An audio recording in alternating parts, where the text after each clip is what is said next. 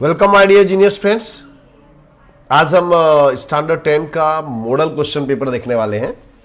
आपकी जो 2022 में जो एग्जाम्स आ रही है उसको ध्यान में रखते हुए हमने ये क्वेश्चन पेपर तैयार किया है। इसमें एमसीक्यू और जो अदर टाइप ऑफ क्वेश्चन है वो हम देखने वाले हैं।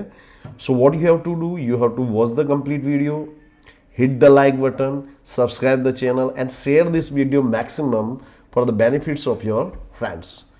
So now let's start. शुरुआत कर रहे हैं हम लोग MCQ से. So first MCQ, the race that came to India with the following physical features: black complexion, 4 to 5 feet height and curly hair. ये किसके फीचर्स थे? ये थे नेग्रोइड्स अथवा नेग्रोस। ये याद रखना, इनके जो फीचर्स है वो आप लोग याद रखना। Who became famous as Tuti e Hind in the history of Indian music? तो it was Amir Khusro. Okay, और इनके गुरु का नाम याद रखना, निजामुद्दीन औलिया। His guru's name was Nizamuddin औलिया। इन्होंने बुक्स लिखी थी वो भी याद रखना अपना, आसिका, नूर, सिपिहर, किरातुल सदायन। These books were written by अमीर खुसरो। और जो दिल्ली में जो लैंग्वेज बोली जाती थी उसको वो बोलता था हिंदवी। सो एक के साथ अपने बहुत सारे एमसीक्यू डिस्कस करते जाएंगे। So keep all these things in your mind. Which era is consider as the golden era of Indian art? तो it is Gupta era. Gupta era को हम गोल्डन ईरा बोलते हैं इंडियन आर्ट का। Who was the world famous Sanskrit writer और author? It was poet Kalidas. Kalidas ने कौन कौन सी बुक्स लिखी थी? अभिज्ञान Shakuntalam,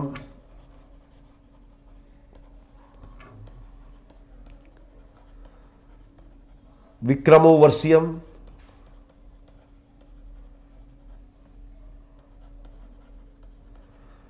Malvika Agnimitram,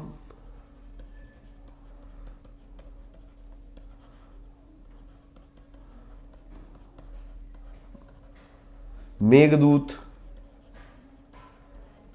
All these books were written by Kalidas. So he is the greatest poet of Sanskrit language. Which book was written by ब्राह्मव्य Panchal? It was प्रजनन शास्त्र।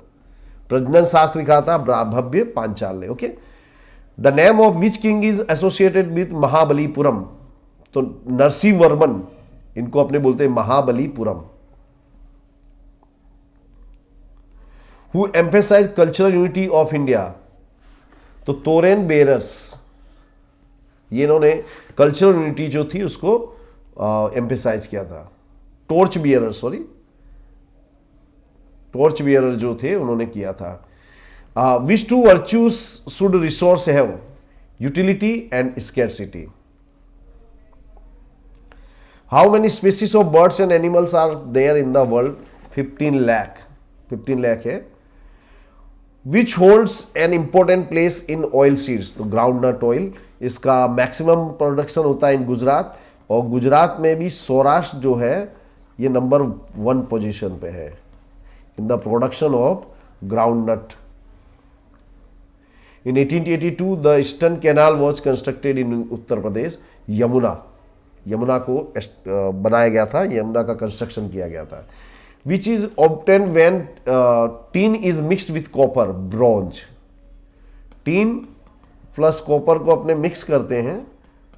Tin का symbol याद रखना Sn और कॉपर है Cu, तो हमारा बनता है ब्रॉन्ज। ये एलॉय है। Which place does India hold in export of jute in the world? Second. First place आता है बांग्लादेश। बांग्लादेश का फर्स्ट प्लेस आता है in export of jute. Which people are better mountain in Bhotia? ये नेपाल में होते हैं। ये लोग माउंटेन क्लाइंबिंग में बहुत ही आगे होते हैं। The total income of the country is called national income. Tradition of compulsory registration for industry was cancel because of economic liberalisation. इसको लाइसेंस प्रथा बोलते थे दोस्तों। पुराने समय में आपको कोई भी इंडस्ट्री एस्टेब्लिश करनी हो तो बहुत सारे लाइसेंस लेने पड़ते थे, रजिस्ट्रेशन कराना पड़ता था। It was too difficult. तो जब हम 1992 में लिबरलाइजेशन आया तो ये जो रजिस्ट्रेशन था इसको कैंसिल किया गया। The concept of poverty line was first given by the then director of World Health Organization Beard Orr. Okay, Beard Orr याद रखना। Price rise is not always inflationary. Which institute publish human development index every year? UNDP, पूरा नाम याद रखना, United Nations Development Programme. Religion is a matter of faith. Religion है, इसका faith पे होता है, आपको किसमें फेथ है वो रिलीजन आप फॉलो करते हो। What is called soul of the constitution? Right to remedies, ये है, इसको हम कॉन्स्टिट्यूशन का सोल बोलते हैं। क्योंकि सपोज आपको जो राइट्स दिए कोई उसको छीन लेता है, तो आपके राइट्स को प्रोटेक्ट करने के लिए ये जो राइट है ये सबसे इंपॉर्टेंट है। Child labour is the cheapest factor of production. Shakmuni wrote a book as Kalganana. Shakmuni ने लिखी थी कालगणना, याद रखना। Which means the entrance of temple. Temple का जो एंट्रेंस होता है उसको बोलते हैं गोपुरम। साउथ इंडिया में आप जाओगे ना तो बहुत बड़े बड़े टेम्पल्स होते हैं, उनका जो एंट्रेंस होता है बहुत ही लार्ज होता है, it is known as gopuram. Cotton is known as white gold in India, और जो जूट है इसको हम बोलते हैं गोल्डन फाइबर। ये भी याद रख लेना आप लोग, जूट को बोलते हैं golden fibre. Odisha state gets the benefit of multipurpose project. Hirakud, Mahanadi जो है इट इज ओडिशा, उसके ऊपर ये हीराकुंड जो डैम है ये बनाया गया है। Was the first mineral use by man? Copper. हाँ, जो सबसे पहले हमने मिनरल जो यूज किया था इट वॉज कॉपर, और जो सबसे पहला हमने उसमें से हथियार बनाया था वो था एक्स, कुल्हाड़ी हमने बनाई थी। First cotton mill was establish at Mumbai. पहला कॉटन मिल मुंबई में बनाया गया था। In the adjacent map of Gujarat where is the chemical fertiliser producing factory indicated? ये तो कंडला में है, याद रखना। इंडिया की जो chemical factory fertiliser factory Gujarat में कंडला में है। What is the term use for the groups enlisted in article 342? Scheduled tribes. देखिए दो ग्रुप्स होते हैं, एक होता है शेड्यूल्ड कास्ट, ये होता है 341, और शेड्यूल्ड ट्राइब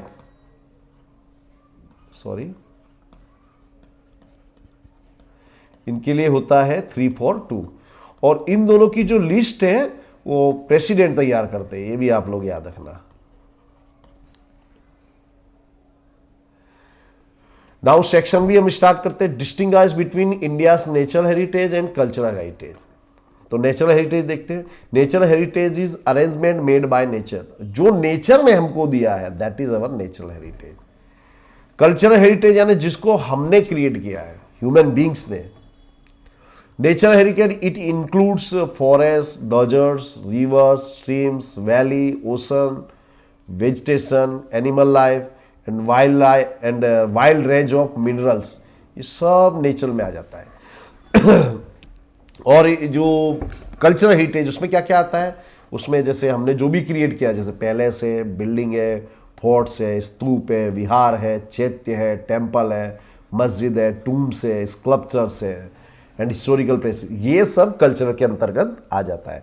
आप एक बार ध्यान से देखोगे आपको लाइफ टाइम याद होगा। Natural gift is free gift of nature, और जबकि जो कल्चरल है हेरिटेज उसको हमारे एंसेस्टर ने बनाया था। नेचुरल गिफ्ट जो नेचुरल हेरिटेज है it has contributed to develop the cultural heritage. अगर नेचुरल गिफ्ट नहीं होगा तो कल्चरल हेरिटेज भी आपका डेवलप नहीं होगा।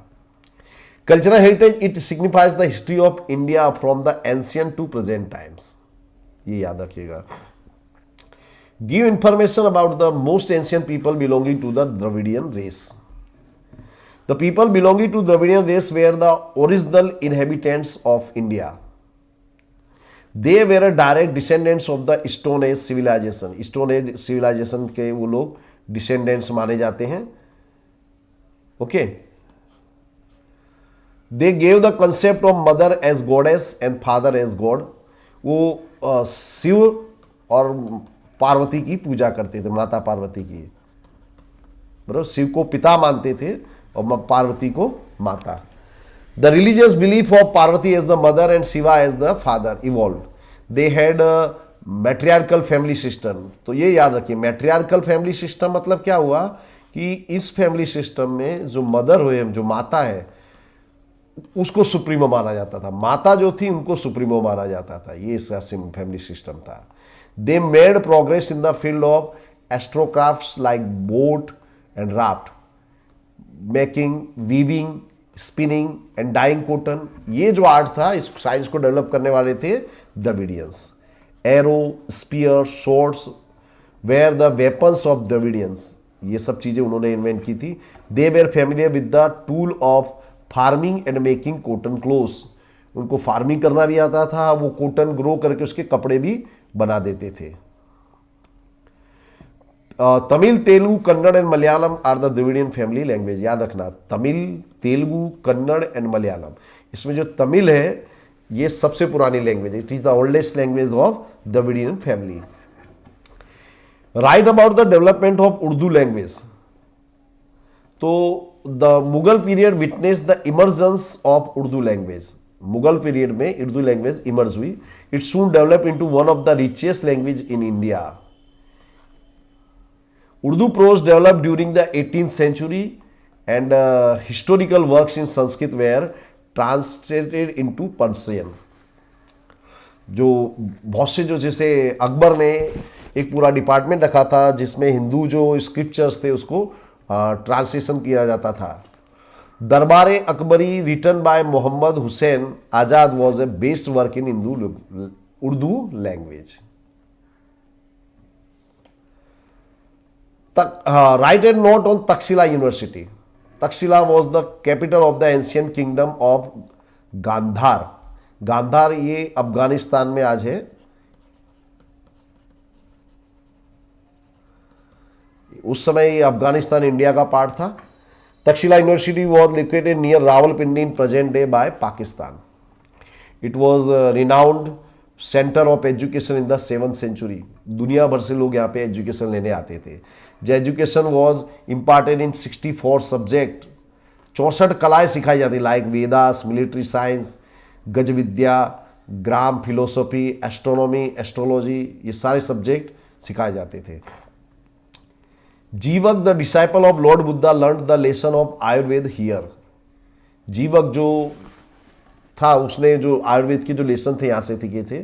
चाणक्य जिन्होंने अर्थशास्त्र की रचना की थी, चंद्रगुप्त को जिन्होंने राजा बनाया था, वो यहाँ पे ही पढ़े थे। फिर ग्रेट गामिनी पाणिनि जिन्होंने लिखा था अष्टाध्यायी।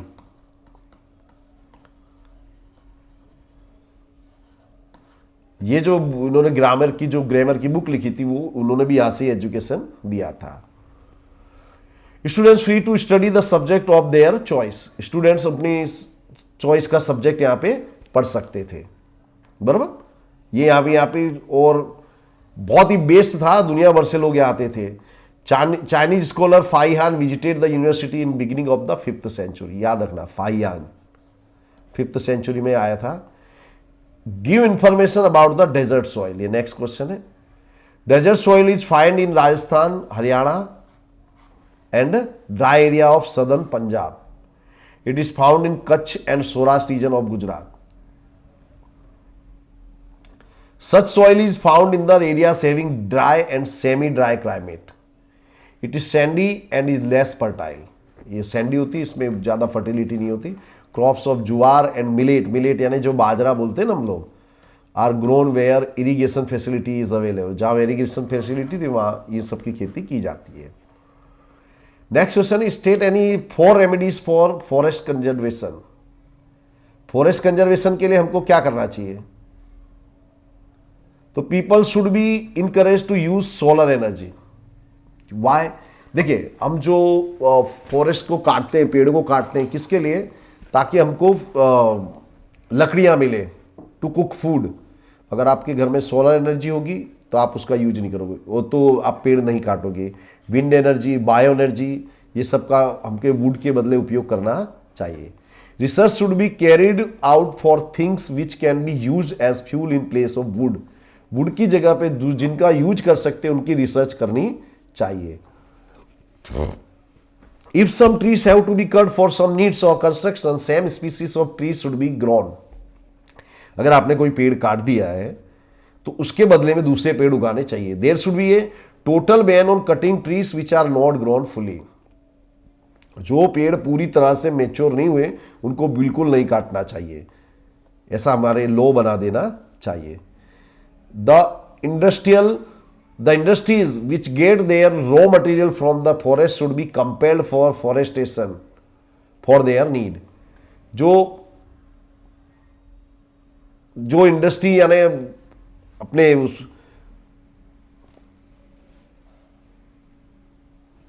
ग्रो करती है, जिनको अपने लकड़ी के बिना काम नहीं कर चल सकता, उनको फॉरेस्टेशन करना चाहिए, अधिक से अधिक पेड़ लगाने चाहिए। State the types of forest according to ownership and management and describe them. तो देखो फॉरेस्ट के टाइप्स हैं state forest, communal forest and private forest. State forest, तो these forest are controlled by the state और central government, इनको state या central government इनको चलाती है।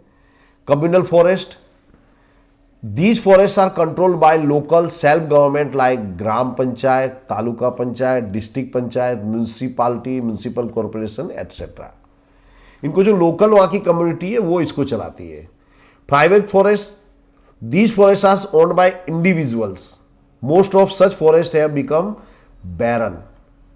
अब ये जो प्राइवेट जो फॉरेस्ट हैं इसको मेंटेन नहीं कर पा रहे क्योंकि इसका मेंटेनेंस काफी कॉस्टली पड़ता है, तो ये सब जंगल बर्बाद हो चुके हैं। ऐसे फॉरेस्ट कहाँ पे हैं? ओडिशा, मेघालय, पंजाब एंड हिमाचल प्रदेश। नेक्स्ट है the water crisis in India will be more acute day by day, explain this statement. अब देखिए इंडिया क्या पूरे वर्ल्ड में जो भी प्रॉब्लम्स क्रिएट हो रही है उसका सबसे बड़ा जो रीजन है वो है पॉपुलेशन। पॉपुलेशन जितना इंक्रीज होगा उतनी ज्यादा प्रॉब्लम्स क्रिएट होगी। ओके, तो 1 minute friends. Rain is the main source of water supply in India. It is very irregular and uncertain. India में रेन कैसी होती है? इरेग्युलर और uncertain. In many areas due to this water crisis develop frequently in the regions of less rainfall. जहां less rainfall होगा वहां पे इस तरह की प्रॉब्लम्स आती है। Okay, the rain water problem is very serious in western Rajasthan, north western Gujarat and in the interior parts of western Ghats and peninsular प्लेटो। देखिए जो वेस्टर्न घाट्स हैं वहां पे भी वाटर क्राइसिस ज्यादा बढ़ती जा रही है। There is a shortage of drinking water in 8% of cities and 50% of villages. तो ये फिगर्स आपको याद रखना है, 8% सिटीज में, 50% विलेज में वाटर की शॉर्टेज हो गई है। In order to cope with the demand of water for irrigation and for industry, much of ground water is taken out through wells and tube wells. देखिए इरिगेशन में हम लोग ट्यूबवेल का यूज करते हैं वाटर का, या और इसका अथवा वेल का। फिर जो इंडस्ट्री उसमें तो पूरा अंडर वाटर जो होता है उसका यूज किया जाता है। The ground water level has decrease and there is a substantial decrease in the ground water reserves. Ground water के जो रिजर्व्स थे वो भी कम होते जा रहे हैं। Next, right brief information about cement industry of India. So cement is necessary for construction of buildings, roads and dams. ये बनाना हो तो सीमेंट नेसेसरी है। India at second place in the world in the production of cement after China. तो China is number 1, India का second place है। India produce 6% of the cement production of cement. 6% जो cement का production है वो India करती है। Raw materials like limestone, gypsum, alumina and China clay etc. which are heavier and occupy more space are required for cement industry. देखिए cement industry का जो लो material है ये काफ़ी स्पेस घेरता है, इसलिए जो सीमेंट की जो फैक्ट्री से काफ़ी इंटीरियर पार्ट में बनाते हैं वो काफ़ी जगह ये ऑक्यूपाई करता है cement industry. Cement is itself very heavy, फिर सीमेंट की जो बैग्स होती है वो भी काफ़ी हैवी होती है। So cement industry is establish near the place where raw material is available, ताकि जो रॉ मटेरियल का जो ट्रांसपोर्टेशन है उसका चार्ज कम हो। It also requires coal and electricity, इसको बनाने के लिए सीमेंट को कोल और इलेक्ट्रिसिटी की जरूरत होती है। There has been a noticeable progress in cement industry in Gujarat. Cement factories are located at Porbandar, Dwarka, Sikka and सेवालिया। Places के नाम याद रखना, गुजरात में पोरबंदर, द्वारका, सिक्का, सेवालिया, इन जगहों पर सीमेंट इंडस्ट्री है। Next question is which are the challenges against the cotton textile industry of India. तो पहला है scarcity of high quality cotton. देखिए कॉटन बनाना है तो इंडिया में जो कॉटन है वो हाई क्वालिटी नहीं होता है। Use of worn out and obsolete machinery, हमारे यहाँ जो मशीनरी यूज कर रहे हैं काफ़ी आउटडेटेड है और सब पुरानी हो चुकी है। Irregular supply of electric power, बहुत सी जगह पे पावर सप्लाई बहुत ही इरेगुलर है, स्पेशली लाइक उत्तर प्रदेश। अभी तो उत्तर प्रदेश में बहुत ही अच्छी गवर्नमेंट चल रही है, तो वहाँ इलेक्ट्रिसिटी 24 आवर्स मिल रही है, तो वहाँ पे इंडस्ट्री सर्वाइव कर रही है। जैसे उत्तर प्रदेश से बिहार है, पहले वहाँ पे इलेक्ट्रिसिटी टाइम रेगुलर नहीं मिलती, तो वहाँ पे आप ऐसी इंडस्ट्री नहीं चला सकते। लेस स्किल्ड लेबरर्स, हमारे यहाँ जो लेबरर्स हैं they are less skilled because they are uneducated. Competition from artificial fibre, अब देखिए अब क्या आ गया, आपका रेयन आ गया, नायलॉन आ गया, पॉलिएस्टर आ गया है। तो ये जो आर्टिफिशियल फाइबर है ये कंपैरेटिवली इसकी लाइफ ज़्यादा होती है, इट इज़ लॉन्ग लास्टिंग, तो लोग कॉटन के बदले उसको प्रेफर करते हैं। Tough competition international market, international market में काफ़ी टफ कंपटीशन हो गई है। अभी जैसे बांग्लादेश है, वियतनाम है, ये जो कंट्रीज है ये इंडिया को जबरदस्त फाइट दे रहे हैं। Explain relative poverty and absolute poverty. Relative poverty, the society in developed countries have different classes, there is a wide disparity in the income of these classes. These are families whose income and standard of living is inferior than the families of well-off classes. They are considered to be relatively poor. जैसे आपको सीधा example दूँ, दो family है ए और B, इसकी income है 1 lakh per month और इसकी है 60,000, तो बी जो है ये ए के कंपेरिजन में पुअर माना जाएगा। तो this is relative poverty. Now absolute poverty, those people of the society who are not able to purchase the basic needs of life like food, grains, pulse, milk, vegetables at lowest market rate said to be absolute poor. यानी जिनकी जो basic needs है, जो minimum इतना तो मिलना चाहिए वो भी नहीं मिल पा रहा है, they are absolute poor. Right about Bharatanatyam style of classical dance. तो Bharatanatyam is the oldest among the classical style in India. It originated in Tanjore district, याद रखना तांजोर में इसको ओरिजिन हुआ था of Tamil Nadu. Its basis are Natya Shastra of Bharat मुनि एंड अभिनव दर्पण ऑफ नंदीकेश्वर। नाट्य शास्त्र बाय भरत मुनि एंड अभिनव दर्पण बाय नंदीकेश्वर। गोपी कृष्णा, ये नाम याद रखना, मृणालिनी सानाभाई, वैजंती माला, ये पुराने फिल्मों की हीरोइन थी। हेमा मालिनी, इनको भी जानते होंगे आप लोग, ये सांसद भी हैं और बहुत ही पॉपुलर डांसर भी थी और एक्टर भी थी।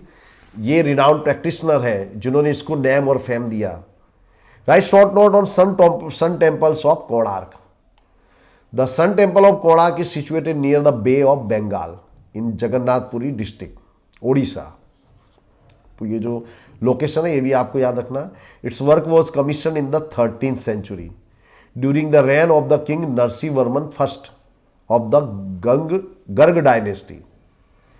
This magnificent piece of art work was built in the black stone and hence also described as black pagoda. इसको ब्लैक पेगोडा भी कहते हैं, याद रखना, क्योंकि ब्लैक स्टोन से बनाया गया था। The temple is in the shape of chariot. ऐसा माना जाता है भगवान जो सूर्य देवता हैं रथ में बैठ करके आते हैं, तो जो चेरियट जैसा रथ जैसा बनाया है और इसको 7 हॉर्सेस ड्राइव कर रहे हैं। 7 हॉर्सेस जो है ये डेज को अपने दिखाते हैं, 7 days. बराबर. The chariot has 12 massive wheels and each wheel has 8 spokes. 12 wheels signify 12 months and 8 spokes signify 8 प्रहर. देखिए हमारे यहाँ ऐसा माना जाता है 3 आवर्स का एक प्रहर होता है, तो 24 आवर्स को हमने 8 प्रहर्स में डिवाइड कर दिया है. तो जो 8 स्पोक्स है वो क्या दर्शाते हैं? 8 प्रहर्स. It reflects civilisation and sculpture of the 13th century Odisha.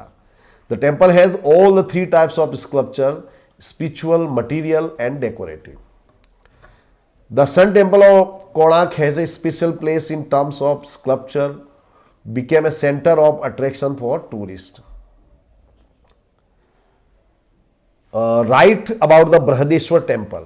The magnificent Brihadeshwar temple is situated at Tanjavur in Tamil Nadu. Chol king Rajaraja first had built this temple between 1003 and 1010 AD. It is a Shiva temple. भगवान शंकर का मंदिर है. It is called Brihadeshwar. बृहद मतलब large, huge.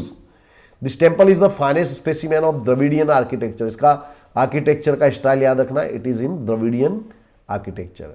It's dimension are massive with the length of 500 feet, width of 250 feet and the height at which the Shikhar is situated is 200 feet. Ground level से 200 feet की ऊंचाई पर इसका शिखर है. It is one of the tallest temples in the world. This temple is marvelous heritage of architectural art of India due to its gorgeous and huge size of shikhar and artistic decoration. It is one of the grand temples in South India. South India ground temple में से एक माना जाता है.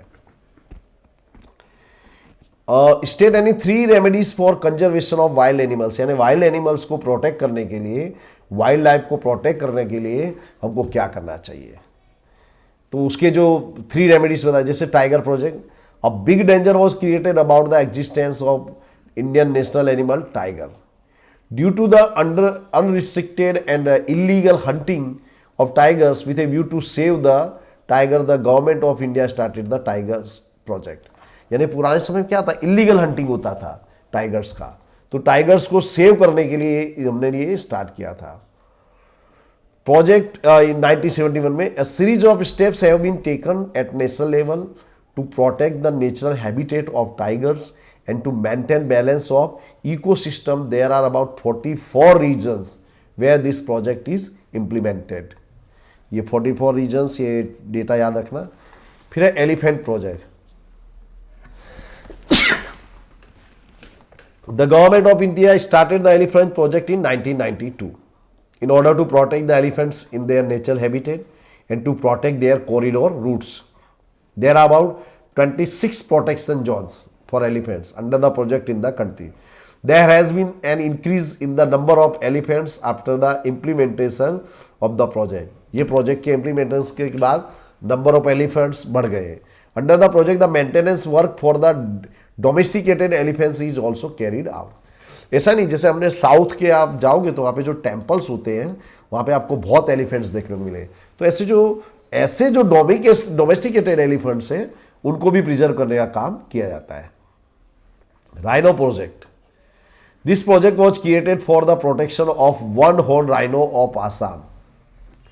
आसाम में मिलता है एक सींग वाला गेंडा, राइनो मतलब गेंडा, और ये वेस्ट बंगाल में मिलता है. आसाम में सेंचुरी है काजीरंगा. काजीरंगा में वन हॉर्न राइनो मिलता है, तो उसके प्रोटेक्शन के लिए बनाया गया था. According to the strategy of Rhino Vision of India, a target has been fixed to raise the number of rhinos in India to 3000. यानी राइनो से इनका नंबर हमको 3000 बना देना है. Explain the distribution of irrigated areas in India. India में irrigation का distribution किस तरह से हुआ है वो हमको बताना है. तो coastal districts of Andhra Pradesh, delta regions of Mahanadi, Godavari and Krishna rivers, Punjab, Haryana and western Uttar Pradesh are densely irrigated area of India. तो ये जो प्लेस याद रखना, यहाँ पे क्या है, डेल्टा रीजन है, यहाँ नदी में बहुत पानी होता है, तो यहाँ पे इरिगेशन अच्छा खासा हो जाता है. After independence, the irrigated area in India has increased 4 times. Today, about 850 lakh hectares land is under irrigation in India, which is about 38% of net sown area. The distribution of irrigated area in India is very uneven. The distribution is uneven in the states also. जहाँ पे देखिए the proportion of irrigated area in Mizoram is hardly 7.3%, while it is 90.8 in Punjab. Punjab में irrigation की बहुत अच्छी facility है, इसीलिए वहाँ पर जो क्रॉप्स जो होता है वो बहुत अच्छा होता है. With reference to net area sown, the proportion of the irrigated area is very uneven. More than 40% of the total area cultivated in Punjab, Haryana, Uttar Pradesh, Bihar, Jammu Kashmir, Ladakh, Tamil Nadu and Manipur is under irrigation. तो ये जो राज्य हैं यहाँ पे अच्छा irrigation का इनको एडवांटेज मिलता है. Explain any 4 programs undertaken by government to reduce unemployment. Unemployment को रिड्यूस करने के लिए इंडिया ने क्या किया? To accelerate the rate of economic development to 10% per annum, efforts should be made for higher capital investment from within the country and foreign direct investment to accelerate economic development. हमको क्या करना चाहिए? Country या out of country जो foreign से भी investment आता हो तो उसको हमको करना चाहिए. तो क्या होगा कि सपोज फॉरेन से भी कोई कंपनी आती है तो अपना प्रोडक्शन इंडिया में करती है, तो उसके कारण इंडियंस को एम्प्लॉयमेंट मिलेगा. Encouragement should be given to the labour intensive industries such as handicraft, village and cottage industries and small scale industry. देखिए जो हैंडीक्राफ्ट है, कॉटेज इंडस्ट्री, यहाँ पे मशीन के बदले जो ह्यूमन लेबर है उसका ज़्यादा यूज होता है. तो ऐसी जगह पे मैक्सिमम अपने एम्प्लॉयमेंट दे सकते हैं, तो उनको हमको प्रमोट करना चाहिए, उनको इंकरेज करना चाहिए. Application of science and technology in agriculture will reduce the pressure of population on agriculture. अब देखिए अगर हम साइंस और टेक्नोलॉजी का इरिगेशन में उपयोग करें तो नंबर ऑफ जो पीपल डिपेंडिंग ऑन एग्रीकल्चर वो कम हो जाएंगे. This surplus labour force could be utilize in dairy, fishery, forestry, agro processing and marketing as well as building and infrastructure facilities. तो देखिए जो आज अभी एग्रीकल्चर में लगे हुए हैं, जब उनको दूसरा वे मिलेगा तो they will come to the other industries और उनको एम्प्लॉयमेंट मिल जाएगा. In order to sustain human development in rural areas, facilities of health, education, pure drinking water, nutritious food, electricity, roads, banking, insurance, internet, communication and entertainment have been provided. The main objective of this program is to bring qualitative and quantitative improvement in the life of the people living in rural areas. तो rural areas में भी ये जो facility से पहुंचा रही है government, जिससे कि लोग को वाकई लोग का भी जो लाइफ स्टाइल हो बेटर हो जाए. Write about the MNREGA programme. तो employment oriented MNREGA programme has become popular with the slogan our village our work along with the reasonable wage. Objective of MNREGA is to enhance employment opportunities for the adults above 18 years of rural area. Rural यानी ग्रामीण विस्तार में जो लोग रहते हैं गांव में, उनको अगर गांव में ही एम्प्लॉयमेंट मिल जाएगा then they will not come to cities में नहीं आएंगे. तो उनको अगर वहां पे ही प्रॉपर वेजेस मिलता आता है then they will not come to cities. ये इसका मेन मोटो है. Who are unskilled but are capable to do physical labours are provided work. यानी जिनके पास कोई पर्टिकुलर स्किल नहीं है but they are physically strong और वो लेबर कर सकते हैं, तो उनको इसमें एम्प्लॉयमेंट दिया जाता है. One member of each family is guaranteed at least 100 days of work in financial year. Her family में से एटलीस्ट 1 पर्सन को 100 डेज का एम्प्लॉयमेंट दिया जाता है. If government fails to provide employment then the government has to pay employment allowance. अगर suppose government employment नहीं दे सकती तो एम्प्लॉयमेंट अलाउंस देती है. Under this program, words like development of village, work of leveling and land, labor work in India, Awas Yojana, construction of personal wells, cattle shed, shed for cocks and goats, yards for drying fishes, cleaning of canal, works related to water shortage, making organic manure, horticulture, tree plantation on roads are carried out. यहाँ पे वो काम कराए जाते हैं जिसमें particular skill की जरूरत ना हो, और ऐसे काम कराए जैसे जो रूरल एरिया है वो डेवलप हुए, जैसे कैनाल को क्लीन करना है, वेल को क्लीन करना है, वेल बनाना है, लेवलिंग करना है, रोड बनाना है, बराबर, ये सब काम कराए जाते हैं मनरेगा के अंतर्गत। Which things around us have adverse effect on the human development index. कौन सी चीज है जिससे ह्यूमन डेवलपमेंट इंडेक्स जो है वो उसका खराब होता है।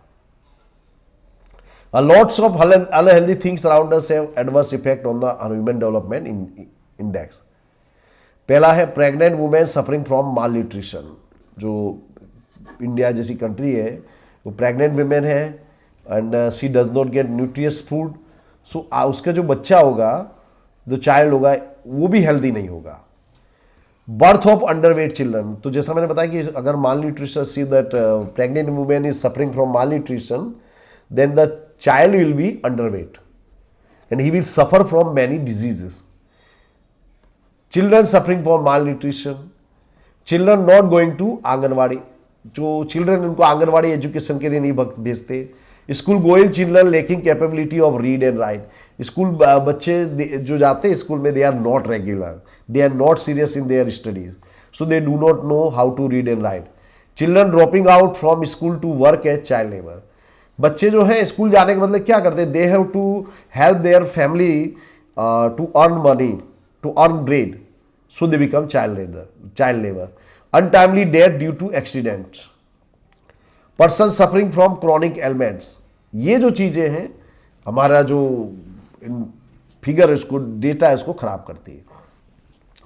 Write about contribution of ancient India in metallurgy, तो ancient India has made extraordinary progress in the field of metallurgy. A brave statue of dancing girl was discovered, a bronze statue sorry, from the ancient Indus Valley civilization। ये dancing girl का जो statue है ये हमको Harappan civilisation मिला, which is near more than 5000 years old, यानी 5000 years से पहले हमको मेटलर्जी का नॉलेज था। A number of statues of lord Buddha belonging to the Kushan period were discovered at Takshashila. Numerous metal idols were made in South India during the Chola period। Chola period में भी metals की बहुत सी idols बनाई गई थी। Metal statue of Nataraj is a masterpiece of sculpture in famous all over the world. ये जो नटराज की मूर्ति है ये पूरे वर्ल्ड में फेमस है। The metal statue of Ram the Archer is another well known work of art in metallurgy. Artistic metal statues of gods and goddesses, birds and animals, metal lamps and betel nut crackers are the other examples of metal art। देखो beetle नट cutters आते थे पुराने समय में, क्या था, लोग पान खाते थे और कोई गले वगैरह पे नहीं जाते थे, घर पे ही बनाते थे, तो उसके लिए वो बीटल जो होता है सुपारी, यानी उसको काटने के लिए साधन रखते थे, उसको बोलते थे सरोता हिंदी में। तो उसकी जो डिजाइन होती थी उसमें अलग अलग एनिमल्स को बताते थे, animals and birds. Give difference between Kharif crop and Rabi crop। The crop which is taken during monsoon is Kharif crop। The crop which is taken during winter is Rabi crop। Duration of Kharif crop is between June July to October November। ये period है, आपको याद रखना है। रबी का होता है अक्टूबर नवंबर से मार्च अप्रैल में। Kharif crop does not need irrigation water as it gets enough rain water. जो खरीफ का जो क्रॉप है ये मानसून में होता है, तो इसमें इरिगेशन की जरूरत नहीं होती क्योंकि नेचुरली अपने जो वाटर मिल जाता है। Rabi crop can be taken by irrigation only as it is taken in dry season. Rabi crop के लिए चाहिए इरिगेशन क्योंकि ये विंटर में लेते हैं, विंटर में रेनफॉल होता नहीं है। पेडी, jowar, millet, maize, cotton, sesame are examples of kharif crops. Wheat, barley, gram, mustard, राइडो, लिंसीड, ये these are the example of rabi crops. The necessity to control price has arose, explain, यानी प्राइस को कंट्रोल करना जरूरी हो गया, ऐसा क्यों। The value of money and its purchasing power declines, this leads to decline in saving and capital formation. देखिए, जब प्राइस राइज होगा तो आपकी जो बेसिक नीड्स है आदमी की वही पूरी नहीं होती है, तो सेविंग का तो प्रश्न ही खड़ा नहीं होता है। सेविंग नहीं होगा, कैपिटल फॉर्मेशन नहीं होगा। The decline in capital formation has adverse effect on production activity, employment in industries and supply of essential consumer goods. अब कैपिटल फॉर्मेशन नहीं होगा तो क्या होगा? एक्टिव इंडस्ट्री नहीं डेवलप होगी तो एम्प्लॉयमेंट नहीं मिलेगा, कंज्यूमर गुड्स नहीं बनेंगे। Foreign investment declines as the investment is not profitable. अब देखिए, जब प्राइस राइज होगा तो फॉरेन से जो इन्वेस्टमेंट आता है वो भी नहीं आएगा, बिकॉज उनको यहाँ पे ज़्यादा मार्जिन नहीं मिलेगा, क्योंकि आपका रॉ मटेरियल और लेबर सब कॉस्टली हो जाता है। तो जो फॉरेन से जो इन्वेस्टर आने वाले हैं, फॉरेन से जो इंडस्ट्री आने वाली है, वो आपके देश में नहीं आएगी। It creates scarcity of essential goods. The government spends available funds on import of essential goods like food grains.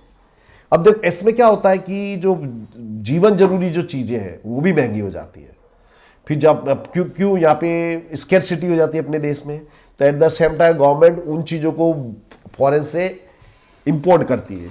तो फॉरेन से इंपोर्ट करेंगे तो क्या होता है कि हमारा जो फॉरेन जो एक्सचेंज है वो चला जाता है, हमारा जो फॉरेन रिजर्व है कम हो जाता है। As the production cost increase, the domestic goods become expensive. On the other hand, the important goods are cheap and their import increase. अब जैसे आपको एक एग्जांपल दूं, जैसे आपके यहाँ क्लोथ है, आपके यहाँ कॉस्टली होगा, फॉरेन में सस्ता होगा, तो क्या करोगे? आप फॉरेन से मंगाओगे, बराबर, किसी भी कंट्री से जहां वो चीप पड़ता हो। जैसे चाइना के जो चीज़ें उनका डिमांड क्यों है? बिकॉज दे आर चीपर, वो सस्ती है हमारे देश की तुलना में, इसलिए। The lifes of the middle class and the lower class become miserable. सबसे ज्यादा मार्क किसको पड़ता है? Middle class and lower class. Give an account of achievement in medieval science and surgery in ancient India. तो medieval period में हमारे medical science और surgery में क्या हमने ग्रो किया था वो बताना है। तो महर्षि चणक रोट चणक संहिता, उन्होंने चणक संहिता लिख दी। इसमें 2000 हर्ब्स के बारे में बताया था कि उनका अलग अलग जगह पे मेडिसिन के रूप में कैसे उपयोग कर सकते हैं। Vagbhatt had written Vagbhatt Samhita and Ashtanga Hridaya and made valuable contribution to diagnose of various disease. इसमें हम अलग अलग डिसीज को डायग्नोस कर सकते थे। डायग्नोस करना यानी सिम्टम्स इसके आपको मालूम पड़ता है कि इसमें मेन जो बीमारी है वो क्या है। Ayurveda, Hindu herbal science of the ancient times is a rich guide to herbal medicines and medicines made from the minerals. Brahmani Panchal had written Prajnan Shastra. Chakrapani Dutt had written Chikitsa Sangrah. Maharshi Patanjali had written Yoga Shastra. Maharshi Parasar had written Vraksha Ayurveda. Salihotra written Ashwashastra as work of veterinary science. देखिए, उस समय army में horse, elephants बहुत होते थे, तो उनका वो बीमार पड़ जाए तो उनके ट्रीटमेंट के लिए वेटरनरी साइंस था। वेटरनरी यानी जिसमें हम एनिमल्स को ट्रीट करते हैं। तो अश्वशास्त्र, हस्ती आयुर्वेद, ये भी हमने लिखा था, यानी उसमें उनका भी ट्रीटमेंट के साइंस थे। Maharshi Sushrut has written about the instruments used in surgery. इनको सर्जरी का फादर कहते हैं महर्षि सुश्रुत को। State the economic effects of terrorism. Terrorism का इकोनॉमी पे क्या इफेक्ट पड़ता है? Terrorist acts destroy the houses and property of individual. The family of person killed during the terrorist violence suffer from the whole lifetime. तो जो terrorist है ये सबूराज कर देते हैं, गवर्नमेंट प्रॉपर्टी हो, इंडिविजुअल की प्रॉपर्टी हो, यानी बड़ी बड़ी डैम्स है, बिल्डिंग्स है, उसको सबूटाज करते हैं। तो इकोनॉमिकली बहुत नुकसान होता है। फिर किसी फैमिली का जो पर्सन कोई मर जाए तो वो लॉस है, उसकी पूरी लाइफ टाइम का लॉस हो जाता है। Terrorist acts disrupt normal trade and business which results in loss of income. Terrorist activity से क्या होता है कि नॉर्मल ट्रेड बंद हो जाता है, बिजनेस बंद हो जाता है, तो इनकम में लॉस आता है। In terrorism infested state like Jammu Kashmir, businessman migrate to the other parts of country. अब जहाँ पे जैसे टेररिज्म होगा, जहाँ लाइफ की सिक्योरिटी नहीं है, तो कोई भी बंदा आके वहाँ पे बिजनेस क्यों करेगा? He will migrate to the other place. Tourism industry has suffered a great deal in Jammu Kashmir due to the continuous face a number of countries have issued adverse advice to their citizen not to travel to India. देखिए जम्मू कश्मीर में अभी जो Modi government है हमारी, उसके कारण बहुत शांति है।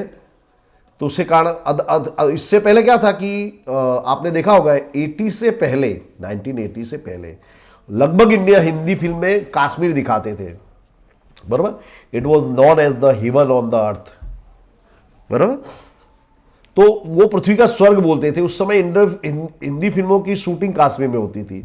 फिर 1988 आते आते आतंकवादियों ने पूरे कश्मीर में आग लगा दी, कश्मीर बर्बाद हो गया, तो लोगों ने वहाँ पे जाना बंद कर दिया।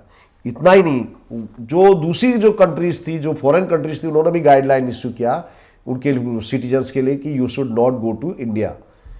तो जो टूरिज्म था उसका कश्मीर के साथ साथ पूरी इंडिया पे एडवर्स इफेक्ट पड़ा। Manufacturing activities slow down, a complete stop and industrial established are attack by the terrorist. देखिए टेररिस्ट है वो पूरी किसी भी देश को पूरी तरह बर्बाद करने की कोशिश करते हैं, तो जो इंडस्ट्री होती है उस पर अटैक करते हैं। तो उसके कारण क्या होता है, जो मैन्युफैक्चरिंग एक्टिविटीज है वो बंद हो जाती है।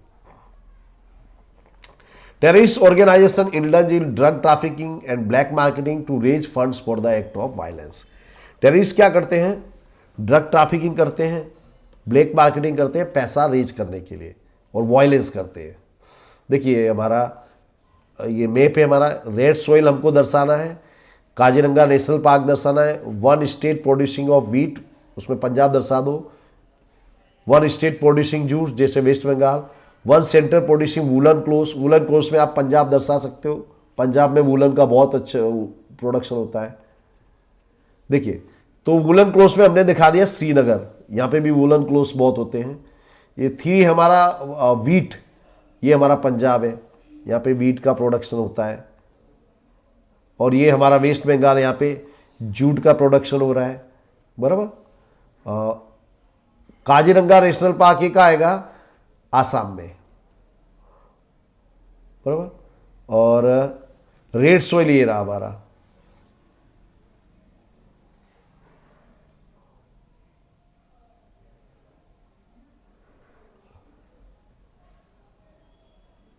ओके तो दोस्तों यहाँ पे हमारा ये पेपर पूरा हो रहा है। आई एम श्योर आपको बहुत मजा आया होगा। तो ऐसे ही मजेदार वीडियो के लिए बने रहिए हमारे साथ।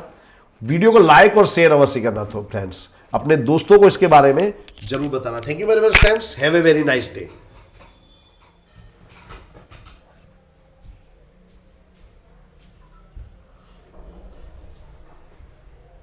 ये राहुल ऊपर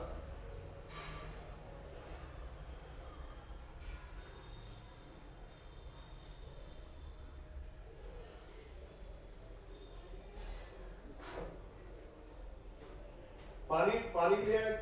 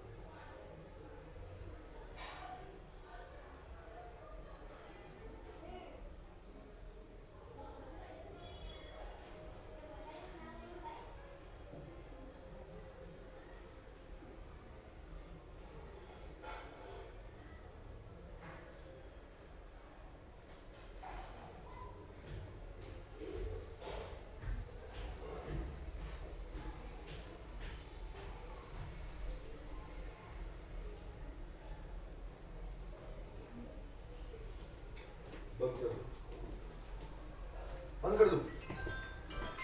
हाँ मतलब दूसरा रिकॉर्डिंग करता है। हेलो